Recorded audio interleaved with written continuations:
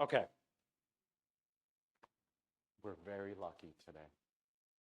And I'll tell you why. I called someone before this, and they're allowing me to give you a very special visualization, a teaching, very secret. Okay?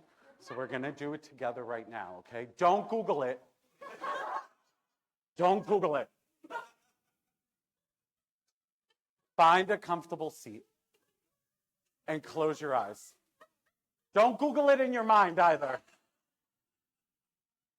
Okay. Find a comfortable seat.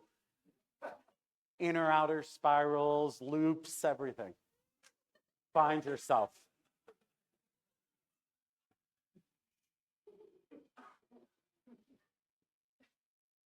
It's a very special mantra, you might say. Keep your eyes closed. Very special mantra. Some of you might already know it, but it's really going to help ground this experience together. So I need you to trust me. And if you know the words, because I'm not a great singer, please join me.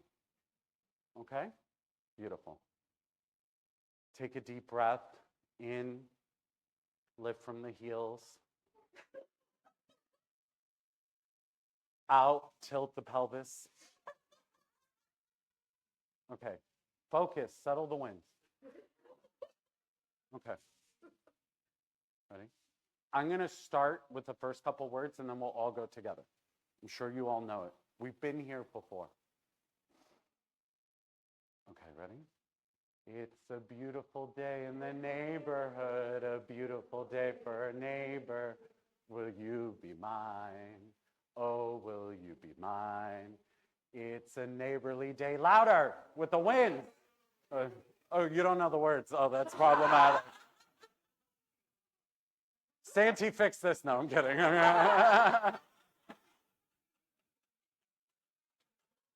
Okay, open your eyes. Open your eyes. The reason we did that is because so much of this for me has brought up old childhood memories of watching Mr. Rogers. And I found myself on the mat envisioning you. Oh my God, Santi fixed it. Okay. Keep your eyes open. Ready? It's a beautiful day in the neighborhood, a beautiful day for a neighbor. Will you be mine? Oh, would you be mine? It's the neighborly day in this beauty wood, a neighborly day for beauty. Would you be mine? Could you be mine? I have always wanted to have a neighbor just like you. I always wanted to live in this neighborhood. So dramatic. Let's make the most of this beautiful day. So together, might as well say, would you be mine? Could you be mine? Won't you be my neighbor? Won't you please? Won't you please? Oh, I love that dynamic. Please, won't you be my neighbor? How many of you watched that show as a kid? Wasn't that such like, did you have a little moment just now of what that used to feel like watching that show? Yeah. I had a puppet too. I know. We were going to have a whole conversation around emptiness. I have very sweaty palms when I get nervous. And so this is, let's take this off. Thank you, John Chris.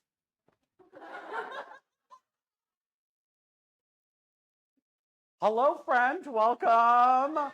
Hi. This is Eddie the cat. Has many questions for us. Hector, for you, that's Irish Gabe, the cat. He came all the way from his yoga class. He just taught a 60-minute Navasana class. Very hard. People fly all the way from India for that class. Let me tell you, it's really something else. So Eddie the Cat, like, what did you just experience seeing us all there? Well, why are you singing Mr. Rogers' Neighborhood? I don't get it. Well, I think, you taught us once, warriors are strong, right? But I think there's something else that we're missing here. There's some other thing we could be tapping into. Really? I'm not a great actor, so thank you for coming with us. Yeah, so let me tell you a little bit about my story. Okay, take the cat away. Okay. Once upon a time, can we go to the slide? Once upon a time, in a neighborhood in Queens, New York, a poor working class family, single parent, right, was just struggling to make ends meet. And the person who took care of me most of that time while my mother was working was my grandmother, Gracie. And when I think of magic, when I think of make-believe and play, I often think of her. When we're talking about future refuge, it was really hard for me in the beginning. I didn't come to yoga teacher training as a meditator like some of you. I came to it as one of those cool yogis at Lululemon wearing the clothes like we're talking about, getting the latte afterwards, You know who you are, and I was just going through the motions because who said it earlier? I was a lazy athlete. So I was like, this is fun. This is great. I could do this.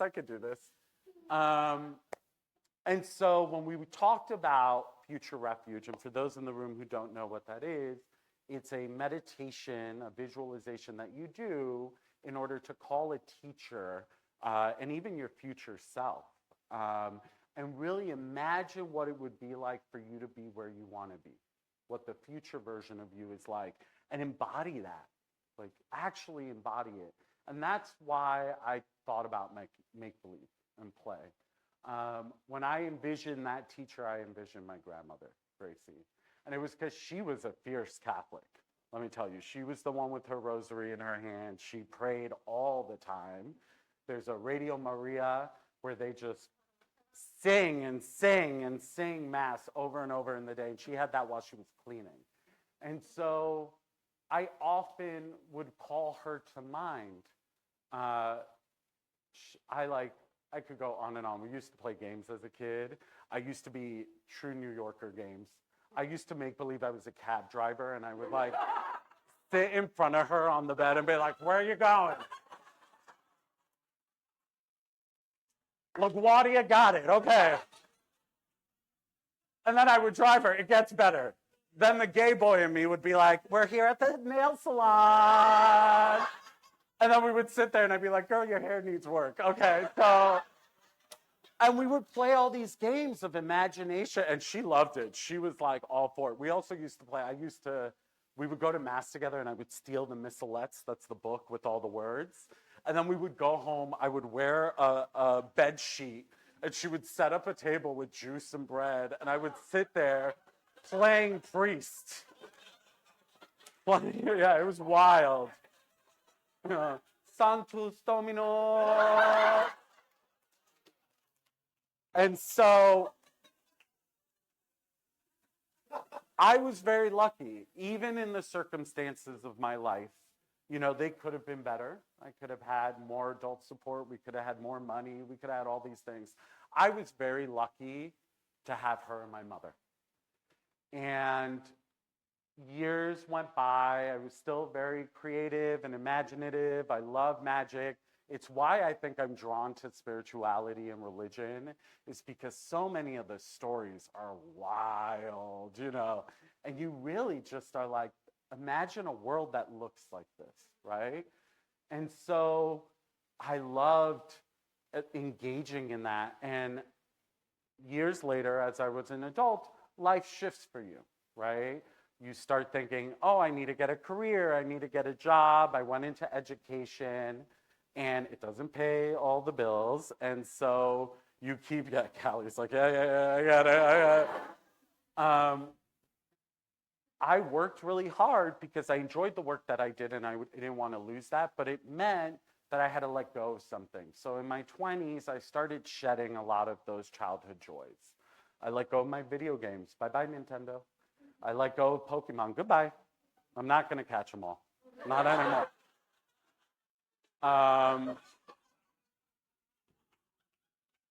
And I thought I was doing the right thing.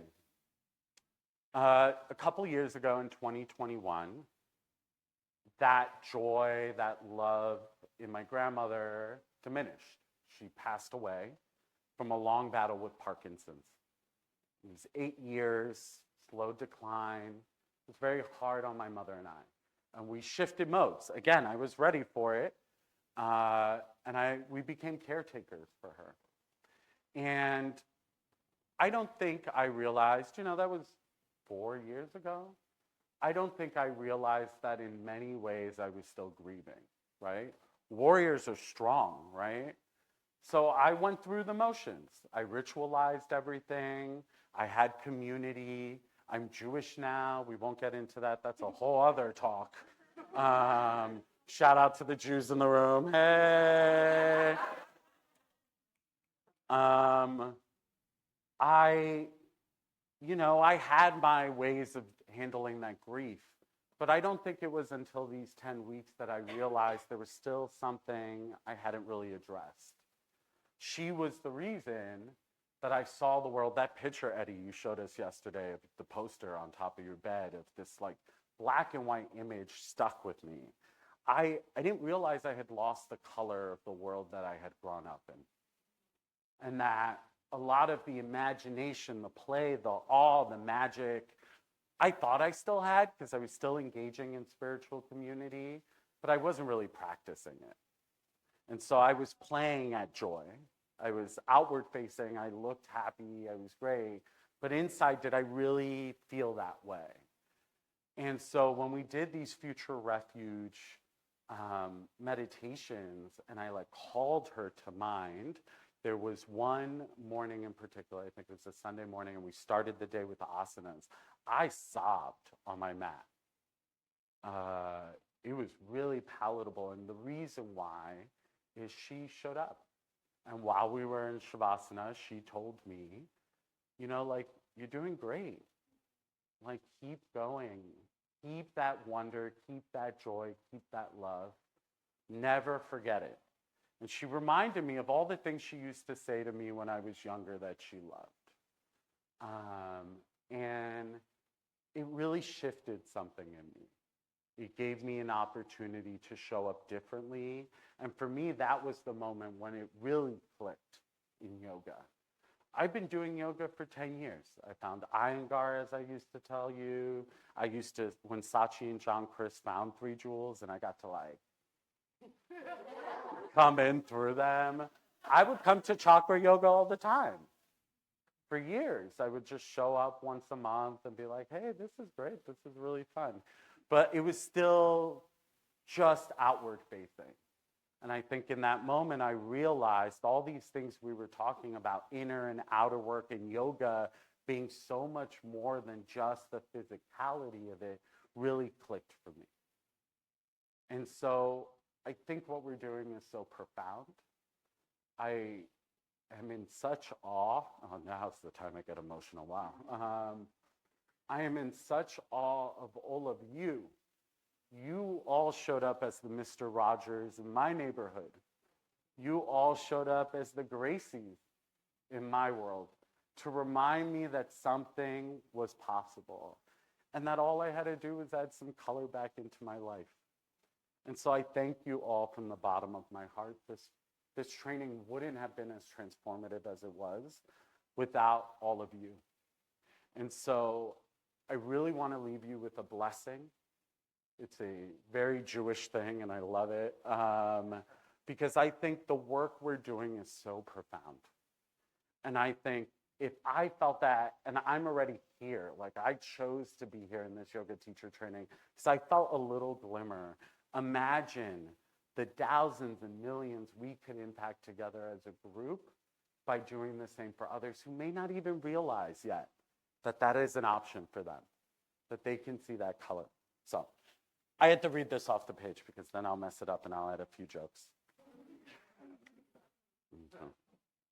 May you never forget that the world is more spacious, more colorful, and more tender than it seems. May you honor make-believe not as an escape, but as a sacred practice, a way to remember that all of us are already in bloom, just the way we are. May you help others imagine themselves whole, even when they cannot yet see it. And may your kindness, your courage, and your playfulness make the world a softer, truer place, one breath, one asana, and one heart at a time. Thank you.